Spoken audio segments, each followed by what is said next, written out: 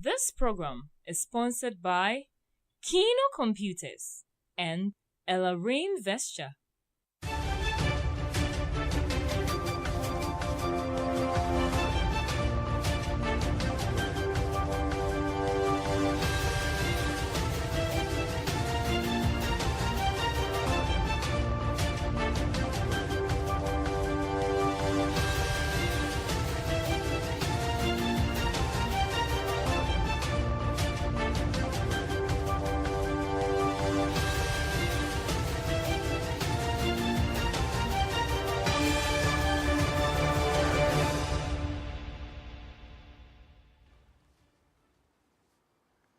Mamu yina mwadwo anwumrei edeba APTV ene radio 105.7 de kasafidie so nsam hodo asese yamanyi moni amahodo so edi kaditie no eno ene aboabo no na yede ebeso mo sey no nsia bremu kase ebo yensam no de obete ewo mu bini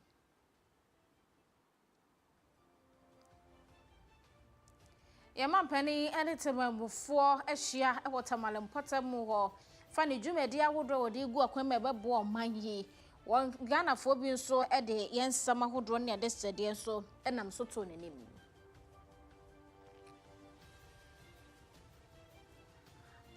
afei ewonsam foforo mo nso no ononyafo Frank Yeboa ede asokobo fom ewo pasoro ya woro besi chiefs compound ede ama ade hia wo mo ho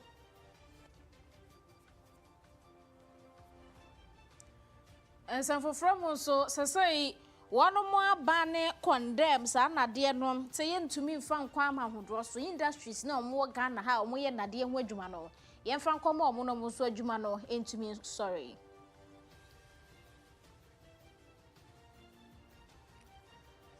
ye ko amahodro so ensem so a Global South one more ade nhyiamudi ahyehye so e ma oba wiase na afo famu a one more chance asesi etimi esorigina na atra wodo a wono mo a ewo atoye fam etwaretra ye na no odin pa dodo no aka ye ho adede so mo say no nsia bremu kase ebo news.apmediagh.com I will sabeka ye online stories no so na Facebook and YouTube yan handle ni APTVGH TikTok, Instagram, and X and video no so ye APmedia_GH. Medin and a boss lady, Afia Kyem Agyemang.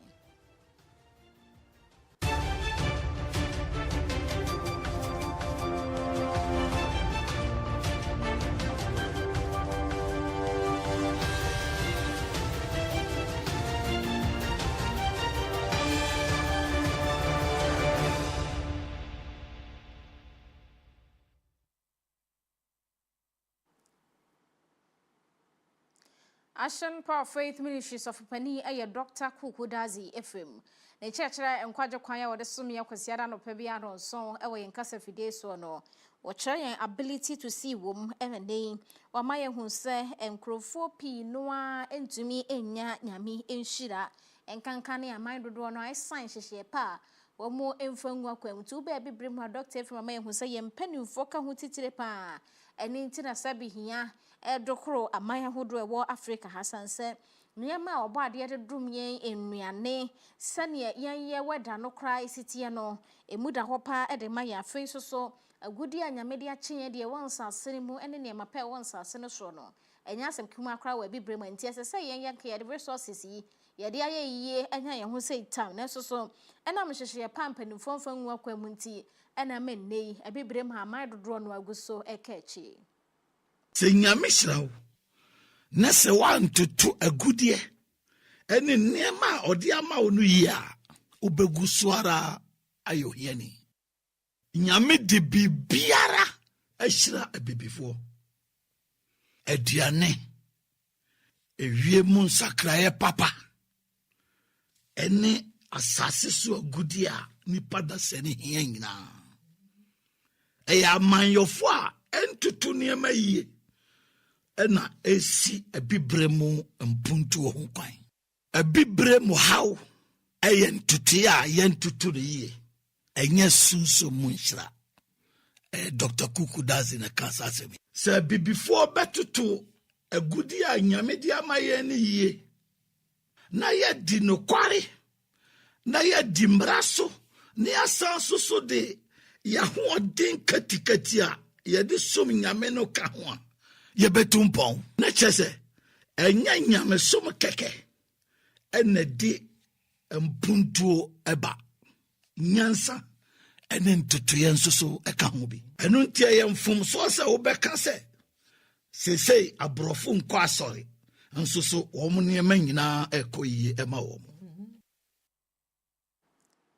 saa nsɛm a nkurɔfoɔ bi ka sɛ yɛkɔ aborɔkyire kora kwakohu sɛ saa aborɔfo no ɔmomfa nyamesom ho mpo ɔmomfa n'ani berɛ so nanso ɔmo kuro no gu so ɛkɔ so na Dr. Ephraim ɛma ɛhu sɛ yɛwerɛ firi sɛ tete no aborɔfo no na wɔn mu kura kristosom no mu yie paa na afei so ahohyɛsoɔ discipline na yɛ adwuma wɔn mu ɛna wɔn mpanimfoɔ nso ani wɔn aborɔ mmerɛ bi atwa mu wɔn hwɛ siesie wɔn mman no ɛna ma no tumi gyina yɛn ti sɛ yɛn yɛ bibifoɔ yɛ kristosom a yɛn yɛ se yɛfa n'ani berɛ so no sɛ yɛn mpanimfoɔ wɔn mo ɛhwɛ toto nneɛma yie na wɔn mo nso agya amanwɛsɛm wɔn de kɔ bibia mu ne sɛ bi ani berɛ ebi obi mo afa no a ɛbɛma yɛn nso abibrem ha yɛtumi apagya aborɔfo a wɔn wɔ ɔsɛsi ayi no wɔn nya mfasoɔ efiri wɔn nananom a wɔn som nyame nokware mu paa na wɔn de nyansa ɛka ntotoyɛ ɛho sɛ woyɛ bibini na sɛ wɔanhwɛ nneɛma mfiri saa kwan yi so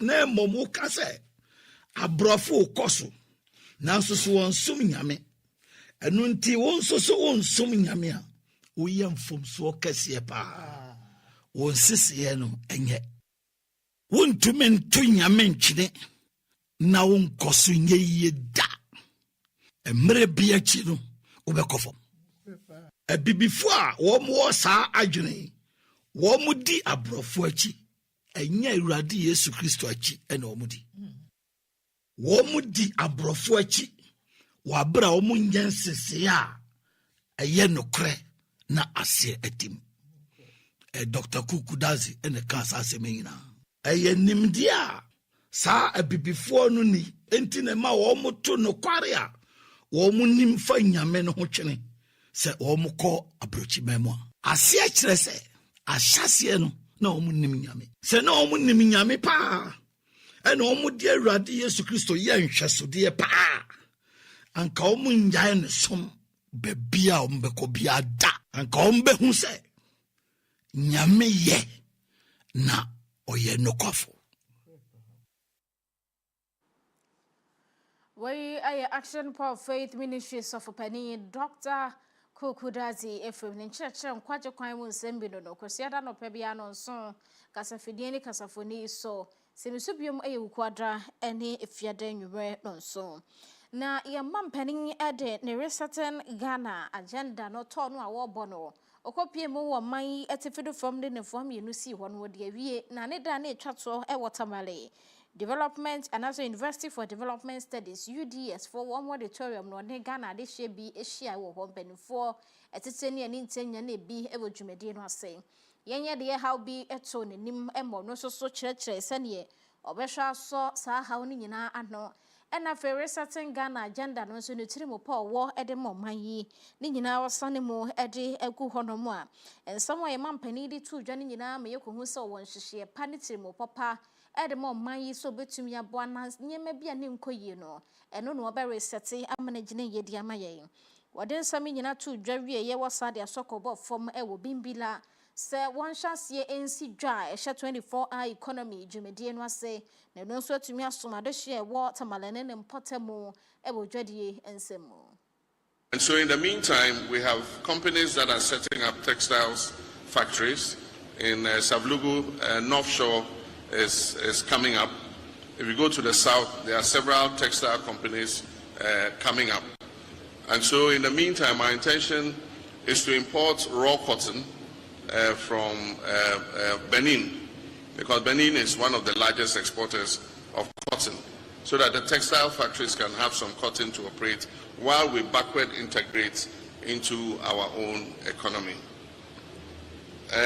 With regards to Doctor of Medical Laboratory Science, let me thank my little sister who asked that question. The issue is currently before the Fair Wages Commission, and so we expect a proper outcome so that they can be placed on the right pedestal where they belong. And so I'm sure that soon the issue of Doctor of Medical Laboratory Science will be resolved so that you are placed at the appropriate level. Where Yampani, His Excellency John Dramani Mahama, yet was Ghana Maritime Authority for one no more Akache. Omodi Shemudia Shashasu and Krempuniman Emma Penikwan Chef for Director General, no Dr. Kamal Dean Ali. Edia two just say Obano and Suyomo Juma and I say and so one more did Juma when so one. One more be more friend of hydrographic capacity and no and then Crawford draw more measurement fence you know a moose and ye siwa so yes say ye bet to me a coswall saying a wave sinicity any home cronyaba. And Crawford one was soon dear quite fa Sani man hono, my Ghana higher dear no, and Shada Pemo Conimsa, and announce my Ghana Maritime Authority and agents or mobile share, and Massashian who no one money padro a woman, and Pempino your cofabra for a debo, no my barber shabe, yes, I saw Venini and do a so no so, Edia Maye, and also so a car bono, or which they were Yaka Kuma. No one say one was a Ghana for bear a do. One more Asiantity, ewo UK minimo, fasa hydrographic, Juma who be in a senti, one more days on many part to a fay about minimo, one by sounds so be a hydrographic officer, and one money UK for so a famudiano and a back cabo moon and kita who dear to me and mia, Sabay, yes, so see to me, Eddie Juma, pa, Eddie Ma in so and so I would draw one more couple so Ghana Maritime for so able to me your majumani. Fully chart our maritime space will require 70 to 80 billion euros to do that. That is quite a lot of money, but it tells you the importance of that particular job. We are going to look at how we can start incrementally and be able to save this country a lot of resources, yet we are also able to deliver where we can say that we have reached that mark of a country with good hydrography.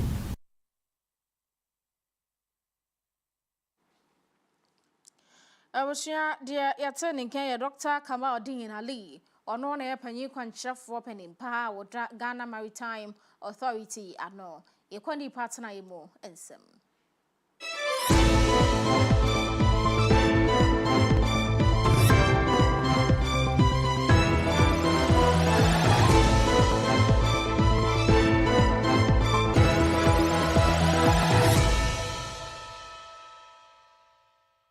This segment is brought to you by King's Home Studios.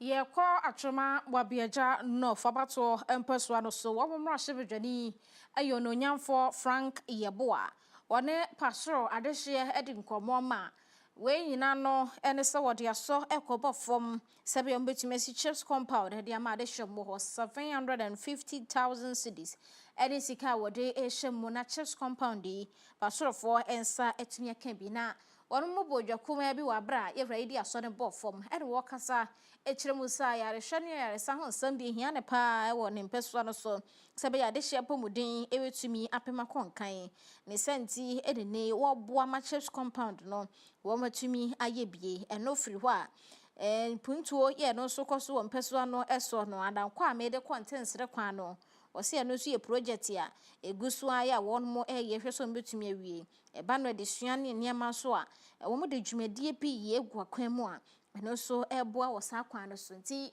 ye wura so no eba ne mpeswa no so de ya ne mebeboa ma nipa asetena mu akoyie ene ne gye ho nature's compound wode aso abofo mo be hya siesie se mo dimi ko ma se bedwama e baro bia meba ma be ka che me man fo ene ma kofu e parliament eno na part 1 na yekoye ya hu se ya me nananum ko transe ye no de be ka de kofu parliament omo ma fufu abuza questions bia omo tu fo wi manya futo de ko ya fo bo na ko back in mayor manya asema me de ko parliament de akọ eno edantin a part 2 yin so nyame ame ho kwan se nye chip compound e ma pasofo ene nkura etwa ho ahye nyina de da so bo fom ne e be fitiase esi chip compound no ama pasofo ene akwabo aso pa kapro ene de aka nyina nkura ka ho nyina between them who are no is about 750,000 Ghana.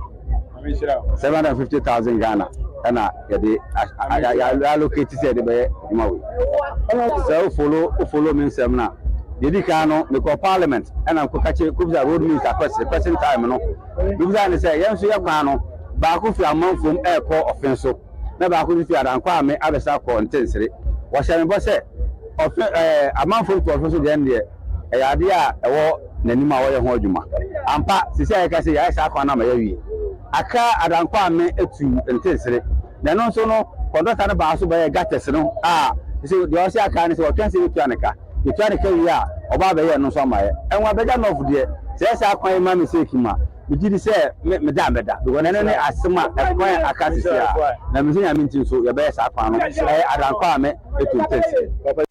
We were for agenda 10-10-10. Agenda 10-10-10 and I say, the percent between 10 doctors and 10 engineers within 10 years. Now, South Bedu, because no, manya a little above over 1 year. Manya school women know about medical schools here. Ononyamfo Frank Yeboah. Wodo ene yem rashebedwani de ma atwoma ho biaja no fabato mpeso ano so adehye no akirei pastor ehene okofo na nakwame wedu mafo enso di nsam hodo to dwa efa enei wo mani gi age sa chess compound no yebeye bi ede amamusanse aye wo mo hawo che se kane no no ho befa ka kwa akire ansa no akwa konya ayasabia no chess compound ya ben wo mo no ebetumi aba o mayarehwe ensemu Obiani wa wotiri for asem pakodo. Enti sana mo hona sabe madehye wa ahoyeye. Na ona bo se apomudene wo ho ana lipatimi ya adwuma. Enti wo de sabe chip compound na etimi ma nipa wo sole kura na sabe wo de ko hwewa pomumpo sabe ko fuo ma metima daana. Wo de yemfa saade ne kura nto. Ko ni enchechire wo nsampo nhwe. So na ma for pressure obi wo so ana na he kwa na usu ga akobu ehne no apom driwo na obi kura nkotwa anhwe owuram na ya mfra me se obi kura adaboni nti no akotwa ahwe sa ne ma na bienya ama wona nkomu ho ode na wo so mubu aye ya chichire wo men obi kura wi aputupura woni nka no wo sa die wo ha no kohwe na pom dene na sini wo ha abeka kira ne sama me enkofu na wo ha onko akokura no akotwa ahwe mama fansu so kakra na mpo apomudene ba to asuko processing ana he konfano to be centre so be ekropon be baba ene ko we be sabre ni pesi obenya ne nkwa so na bo adwene wei wan fa ntoka akesi anem wan kasa me de mbedi empia me mfa mo ho to aba ma mawie no bi adefefe we obramia ni so mu yie eya me fe ya ma ho so onto aso na wonya de aburo so kura chese mame pastor ahene enie nana ene den samwa to dwafa kwanya saches compound ebetumi aboa ne kuro no na yeto aso wonsan from assembly member one prior so electoral area say encha BEC for no be hyase no matwro ne sent wonu ankasa enam de tumi so ne nim de so eno wa ma chechirefo ahyehye mock exam sediama adisuafo no nipa ba 250 ena wo mo ekwa kwotwero sa ensohwe mock exam CBA na aboa ma mahunu sane BEC nankasa ne niso esitie assembly member yi ekirese se oba ne mpeso no so masua ho hia na pa ne senti eno wafa kwanya so ede mock yi ebi kwan mu ede ma adisuafo ononyamfo Otis Mogolo ono any assembly member no entie nitirimopo Yo ha na BEC candidate na me prepare mo say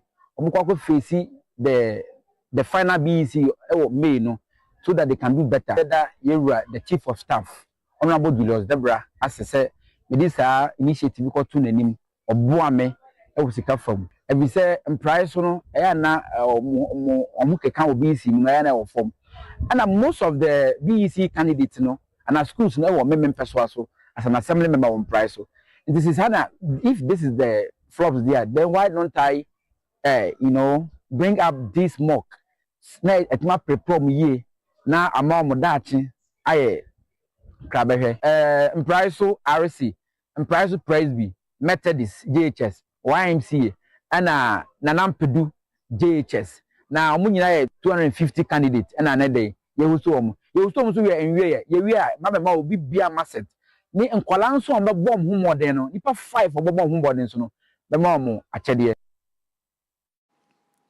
Assembly member yi ewon praye so na wahwehwe mock exams diama BEC candidates ya womo na lecture area when wachire MCE so ede ema eye kwawu South Mensin no emono omonso ede nsawodro to Jaffa sane assembly member ya ye ogidi ye se bebo pa assembly member sa woma kanso hweso aye bia enko mo masua ebetumi agina ye ye cho BEC ya o share empire school mo ha schools no a omon time nyade go here last year results are kwa praso area whole schools ene asakraka no na ade no eba ansana we no empire so de no aba nti eno ne botaya o de tro nti ne emeka che nkwara ne se omon hwe botaya papa no de adwumadie no e de ama wo na omon fa nyere ho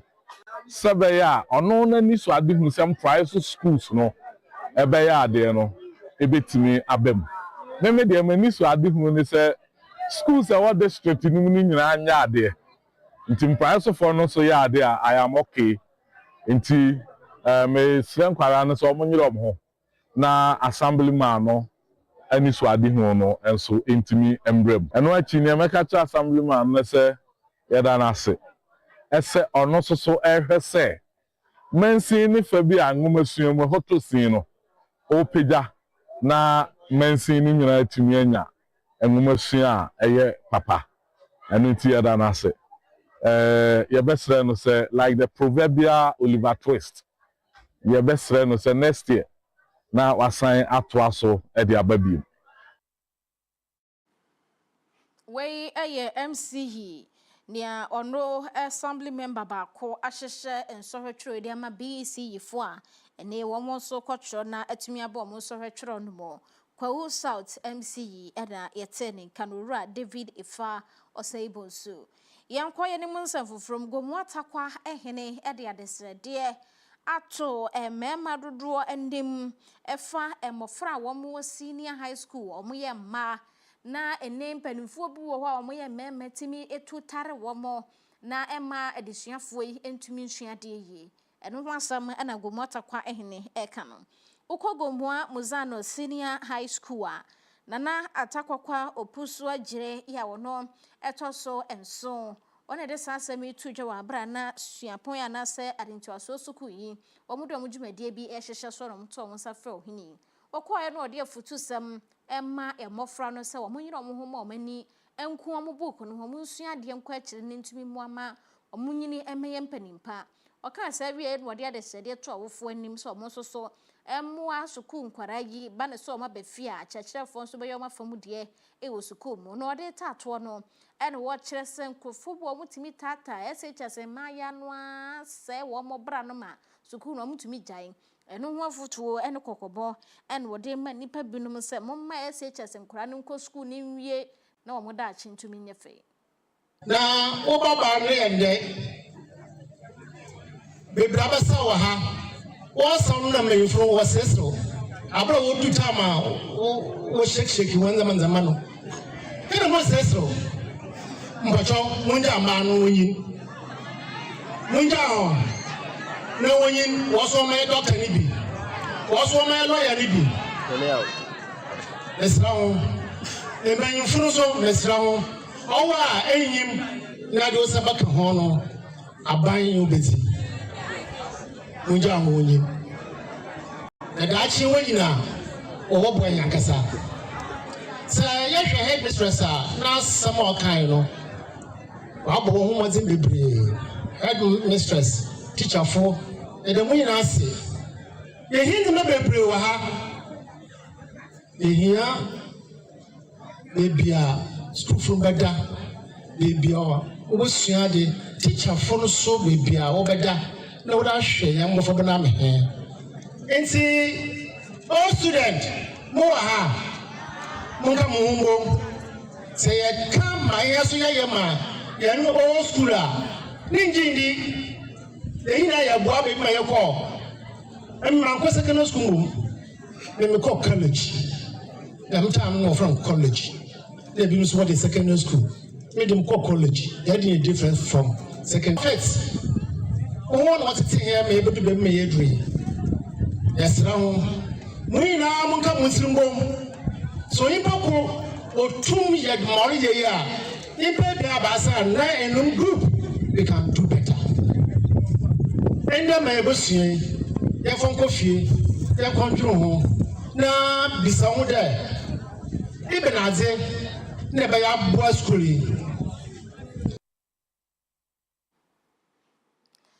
Nana atakwa opuso ejire ya wotoso enso ono na yehi edema gomu atakwa no de sansami atudwa eno akire mfimfin mantamdemo kwancherefo ya wodra ewomasua ano Dr. Juliet Dufie enso edenensam eto aso efa asane gomua SHS edesuafo no eya na binum do mo ho ehye ensohwe twero ne maboni ekoso obunmu wato omofo se omonchwo mo ho emfiri ho sebe ya dan de nyina wase ensohwe ne BC ensohwe ya edesuafo twero no betumi apie nkunimdie mo ya edesua ne sese wo musua na kyerɛkyerɛfo so eboa wo mo ema ne nyina kafu a na kyerɛ sɛ edesuafo kokotwero a wo ho tumi atwa wa bra ebeka se examination mo practice bia ememo.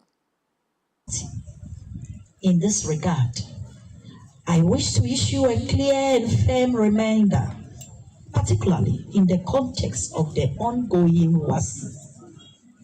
Any attempt to engage in exam malpractice in any form, be it collusion among students, assistance from external persons, community influence, or school-sponsored arrangement would not be tolerated under any circumstance.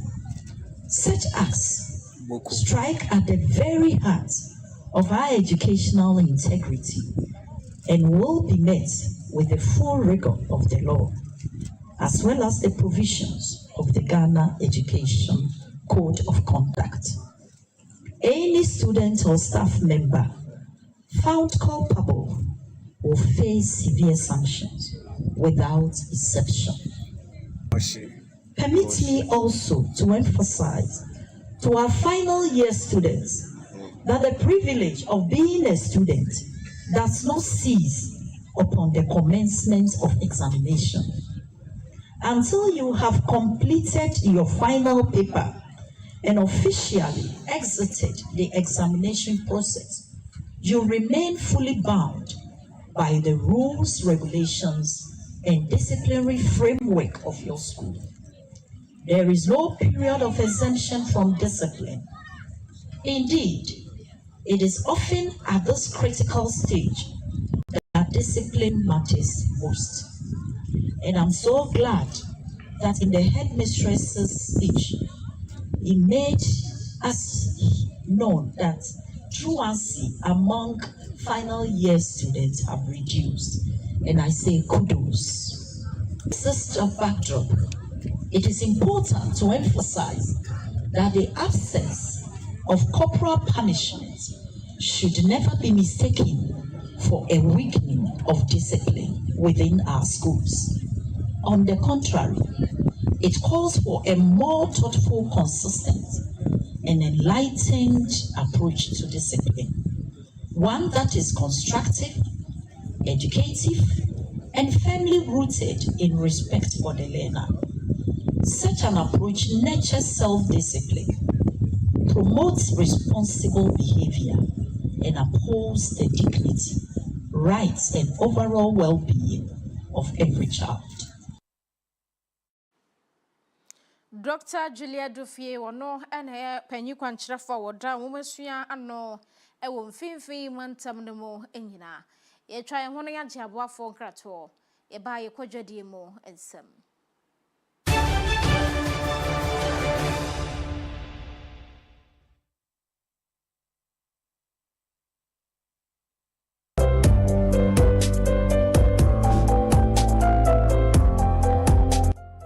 no kwasam se adwumasua ya ade a se wonsaka obi antumi njem free wonsam eno nti enei se wopese wotu kwan kwa amanone ana otena oman Ghana mu eye adwumanya sika gu botom de a mekanfo St. Augustine Heavy Machine Training Center de amount ko na onfa na wotwemie no pe enkyerɛ Caterpillar Piloda any forklifter ebo no ewo fom kra ye wo Kumasi Askwa ye ni Askwa Police Station no eni dinhwe de mu ye sanso ben Askwa Children's Hospital tafua Akoko Space Junction wa ubetumi afre St. Augustine Heavy Machine Training Center 0243860810 St. Augustine Heavy Machine Training Center, we are your last stop.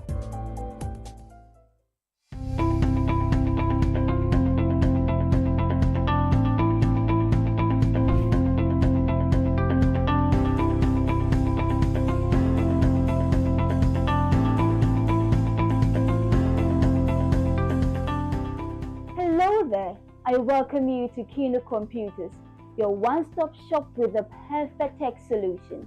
At Kino Computers, we give you the best deals on quality laptops, phones, and accessories. Whether you're looking for a high-performance laptop for work, a reliable phone for staying connected, or the latest accessories like M.2, SSD, wireless mounts, ergonomic keyboard, and USB adapters to boost your productivity, we've got you covered. We also provide expert repair services as well as nationwide delivery on all our products. Visit us at Adum on the ground floor of the Abanaba Plaza near the Relish Health Shop for unbeatable prices and exceptional service. For more information, call us on 0248 137672. 0248 137672. Kino Computers, beyond your expectations.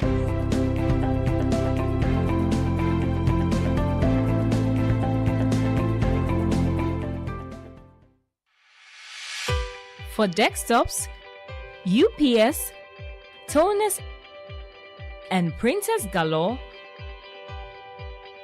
Bell Enterprise has got it all, from CCTV cameras to office chairs that keep you in style at affordable prices that will make you smile.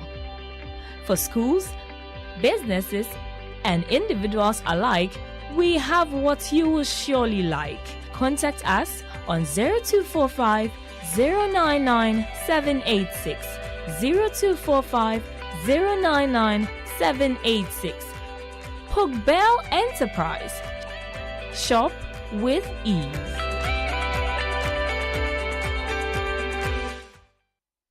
Introducing the Smiling Shark Outdoor Solar Camping Light. A new modern way of lighting up your world. It's a powerful portable lamp with 2 modes of brightness, a strobe light, as well as a flashlight. You can power it through solar charging or Type-C charging.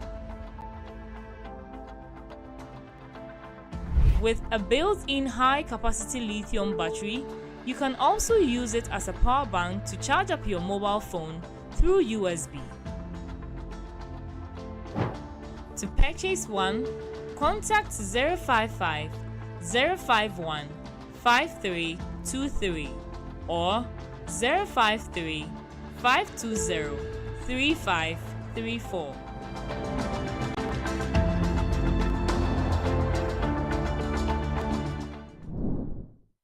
This is what many wireless networks look like. But hey, this is what they actually look like. Introducing Kenny Rose Wireless. Switch to Kenny Rose Wireless and enjoy streaming without buffering, communication with no lagging, business without restrictions, and achievements with no limits. Get connected today. For enquiry, sales, and support, contact us on 020-8282-810. Visit our website on www.kennyrosewireless.com. Kenny Rose Wireless, internet made easy.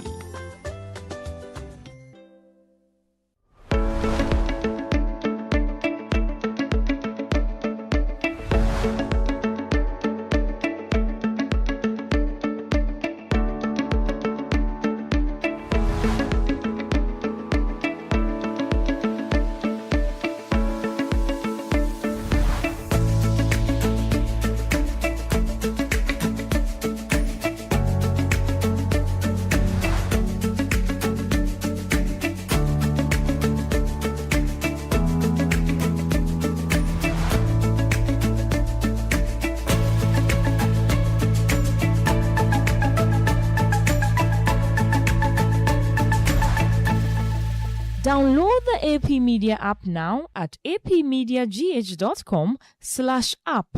It is currently available for Android devices. Coming soon to Play Store and App Store.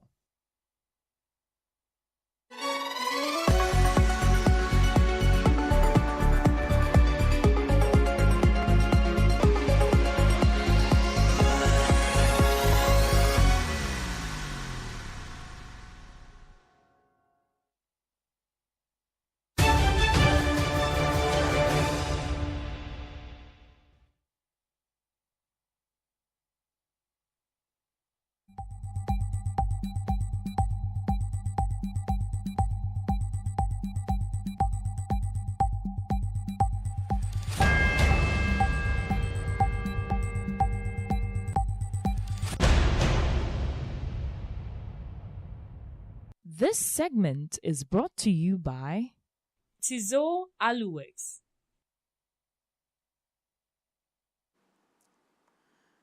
Abusua etwa ho kwaje yaboafo enkrato ha APTV ene AP Radio 105.7 kasafidie so yunojo ekase ne miguso ede esomo wo kasafidie na fei kasafoni eso no na yeto so ewo dwadie ensemo kwandem sana de alomi ene de ekeka ho ya nkrofo bi no esesa yetumi edan ni de ebi fofra na se sana de no yedidi ejuma no ebi wo ho a Ghana ha yesesa sana de no a yetumi ede kwa amanhodo so sa export no ene nei ababeto dwa nam soafo no ne hwe dwadie ni mfininwuma ensem so wo man mu se aban no abra se yede ennade etesa ekọ nkrofo amaso ne santi ene se yan yebo companies yahodo musudi na de hu dwuma ebi te se B5 Plus Limited ene M&D Metals Company Limited wo munyina ede na de ne di dwuma na ye sesa na de ne wo ha na de konkrofo amaso nnwuma na ewa ha no ntumi nya na de ne bi emfanye wo mu adwuma ne senti na aban no abane eye sa na de yi exporter me no kasa yi yema me ofosu ejare Elizabeth ne kire ho se ebetumi aboa ma nnwuma ewa ha omososo de alumini na de etesa di dwuma no adwuma na tumi apema konkan na waka ede a kire nnwuma ko bi te se B5 Plus no ne M&D Metals se sesia na wo mode ban atoso no ye hwese ne omudwumadi ni besia ko se beboa ama omudwumadi ni mapagade ne na ban no se bo ho ane se wo ho eni nyina no omotiri mopo ene se be ma nnwuma ewa ha no ye de na nya raw materials ne sa na de no a omudi bedi wo mudwuma chen se ye de raw ne sa abekọ amanhodo so. Jobs are created here, women are working very well, and I think that is good. We will continue to bring policies that feed our industry. This will also encourage more people to site their industries here, because access to raw material is always key. Wherever you find raw material is a good place to put your industry. And so this is what the government has done. Any policy that comes will of course come with a few challenges. So we'll continue to listen to industry and see what we can do after we have implemented this. Some of the teasing issues will be discussed, and then we'll find lasting solutions to it. Any policy that starts and it's already 90% perfect, it's good to go. As for the 10% issues, we'll look at it and resolve. That is why I'm visiting industry that processes the non-ferrous metals. So I'm here, I'll see more, gather all the issues, and then we'll sit on a round table and resolve all. A listening government is a good government, and it's always good for industry. Madam Elizabeth Ofosu ejare ne swafo hwe adwadie na feimfidi nyuma ensam so. Na Ghana Beverages Awards akwaso onkran pomponi mantem anom de na ye nom edekwaye mo no emu dwumadie ni awards ne koso namsoma Communications Manager Edema Guinness Ghana Madam Rastina Opare eri akoto dwa ewo ho se Malta Guinness ya wo mo ye no manyi mo no wo se competitors dodo no na ba mu sanse na enwumakuo bebre enso ye Malta ni bi de bedwa ma so nenso wosesa ne Malta Guinness fosi ye wo mo de no mo ye ne papam afa mo strategy no a wo mo ede ton ade no so yenti Debia one wo hwere di kan ewo malt tomu ewo Ghana ankrofo a egusu tugu wo mo de no so ya ne magusu koye bie nso woseso a wono moso ema ball bobia sen ewo man mu no ye Malta Guinness Women's Premier League 2025-26 season no eno so atumi ahwere wo madwuma na kwanimu pa ya enam so ma wo kire ne mapa Guinness Ghana ya wo mo na ye Malta Guinness wono mo eye na afen so wo mo de so man Ghana sen. We hear our name being the manufacturing company of the year, meaning that our focus on quality for all our beverages is something that is huge for us and has been recognized. So total business, everybody that contributes in the business is being celebrated today.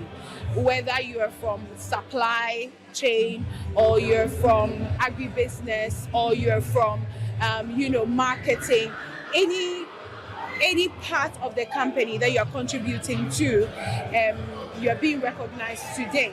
And so it means a lot for us. And for product of the year, Malta Guinness, I can't say enough about it. It's a big win for us because today we have various people or other products in the system trying to, make noise about their products. But the authentic malt that gives thousands and thousands of farmers, livelihoods. We are supporting a lot of farmers in the north, in fact, total country, to bring up the sorghum that you drink. It contains vitamins, it contains sorghum, malt, barley. And so for us, it's a cementing of, the hard work that we are doing. Also, under the same year, we came under a lot of attack with illicit, from Nigeria and from other neighboring countries. And so what it means for us is that despite all the challenges and difficulties, Malta Guinness comes out tops. And so if you have Malta Guinness in your home and you are taking it, know that every sip or every drop inside your cup is providing jobs for people, is providing livelihoods for farmers in the north and throughout the country. We've had a lot of interventions when it comes to the illicit. We've had government being really, really responsive, and we're still working. And I'll say that this is something that has been there for years. So you don't expect that in 1 day, 2 months or something, it's all done. It's a continuous collaborative approach between us and the government to make sure that we fight it. So yes, there have been there's been a lot of progress, but we look forward to more collaboration to make sure that this is a thing of the past. Madam Ranstina Opare Ono and a corporate communications manager at the Guinness Ghana. Yakwama would also answer.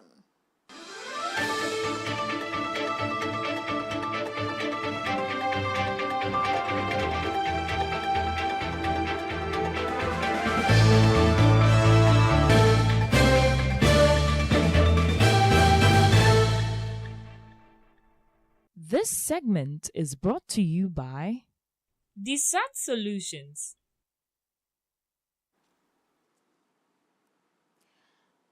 Global Progressive Mobilization Eshiamudie Akoso Ewa Barcelona Namso Emma Ebibremo Anasa Ewiasi Nyina Anafo FM Nature Global South Amain Penimfo Wahano one modern Sambia to John which say Ewiasa Niama Hudrobi Ekoso Enkoye Efa Penimfo Nasa Amain Penimfo Monso Ewo Wiasia Toye from your friend say the Western no one more so penimfo Yadi Mebia and Senfata. And I'm so maybe a simple for 1 4 from Eka Wansam. And it's almost a mood trap draw at the Chirayan. It's and say, nay, I might be one no more. Naturally, so might be a quack to the show one was so a better yes, I might know if we the western part of the world and I quack to a dear shessa and minus 20 be a ABC. I will Lebanon or Bra bombing be a cosso na and yasim kuma. eno na wiase mpanimfo a wa na fofom eka ho asem no obekwa akokan ono kire se eniema bi wo hwenko yenti no makoto ahye wo no so obehwe na ye de asrafo akwakobo awura baabi ni nyina no mo kire se entwa ye sanhyemudi aso mo kasa edefa dodo adwenkire eni nipa fa hodie eho ene nam so ma aman mpanimfo bi ebi wo South Africa ebi so ewo Brazil ni ade a won makasa ede atia aman mpanimfo mo the western part of the world niema nei wo mo ye editiatia nipa efa hodie eso. There is a genocide being carried out by Israel in Gaza. It is another very big lie.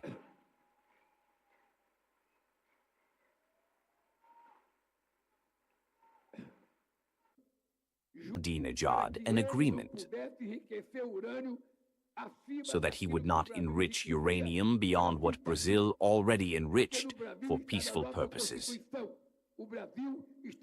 Because in Brazil it is in our constitution, Brazil is forbidden to produce and manufacture nuclear weapons. That is in the constitution. And we went to Iran to convince him. And after 2 days, we reached an agreement. An agreement that was made based on a handwritten letter that Obama sent me. After 2 days, Ahmadinejad agreed to make the agreement. When we published the agreement, I imagined that we would be praised because Iran would no longer enrich uranium, and the part that would be produced would be sent to Turkey for Turkey to keep. And what happened? Comrade Pedro Sanchez, the European Union, and the United States did not accept the agreement. And now they are here again, building the idea that Iran was going to build an atomic bomb.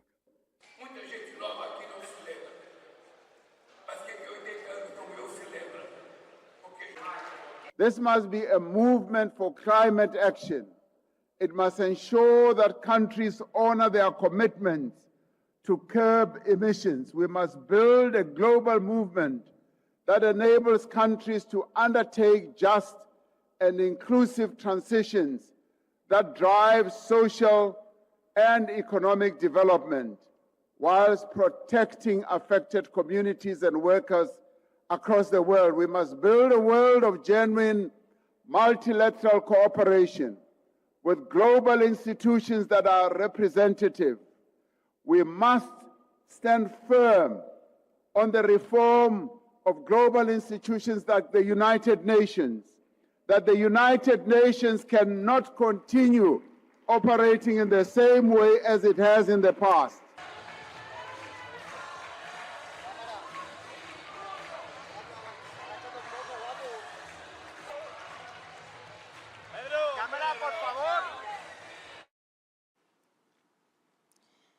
Global Progressive Mobilization.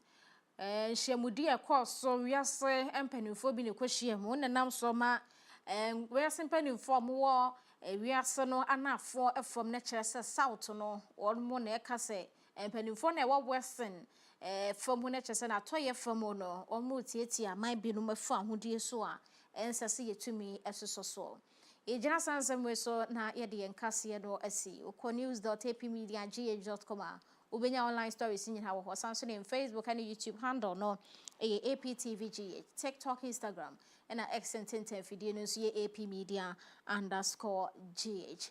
Medin and the boss lady, Afia Kyem Agyemang number some more, Wakasiya no neking kemo and ne Joada and Intinon song. Dr. Kukudazi Ephraim in church how demons operate Beba Wakwemo and Wajibrena Washibi TB Ewo Yankasa video no so. Madame Yidamase, Amamomo, any share, edit.